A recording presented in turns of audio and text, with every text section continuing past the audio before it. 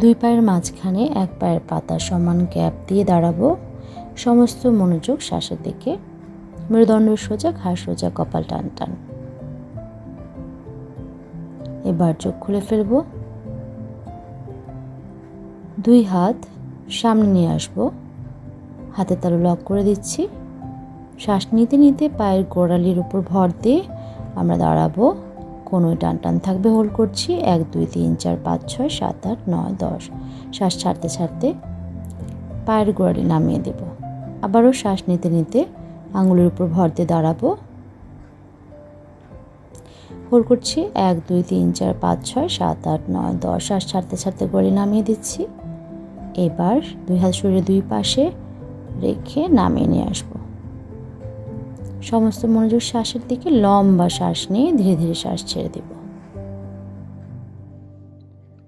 তাড়াসনের উপকারিতা: মন ও শরীরের ভারসাম্য রক্ষা করে, শরীরের জয়েন্টগুলিকে তৈলাক্ত রাখতে, সাইনোভিয়াল ফ্লুইডের উৎপাদন বাড়ায়, পার্কিনসন্স রোগ থেকে মুক্তি পেতে সাহায্য করে। ঘাড় এবং মেরুদণ্ডের ব্যথা প্রশমিত করে। নিয়মিত অনুশীলন করলে অ্যাঙ্কিলোজিং স্পন্ডিলাইটিসের ব্যথা কমে যায়। পায়ের গোড়ালি, জয়েন্ট, হাঁটু এবং উরুর নমনীয়তা বাড়াতে সাহায্য করে। শরীরের পেশি ও লিগামেন্টকে প্রসারিত করে, উচ্চতা বৃদ্ধিতে সাহায্য করে। তাড়াসনের সতর্কতা, সাবধানতা: দীর্ঘস্থায়ী ব্যথা বা রোগ, কার্ডিয়াক সমস্যায় ভুগলে তাড়াসন করা থেকে বিরত থাকুন। গোড়ালি, হাঁটু, নিতম্ব বা অন্য কোনো অস্ত্রোপচার থেকে শির উঠলে এই আসন করা যাবে না।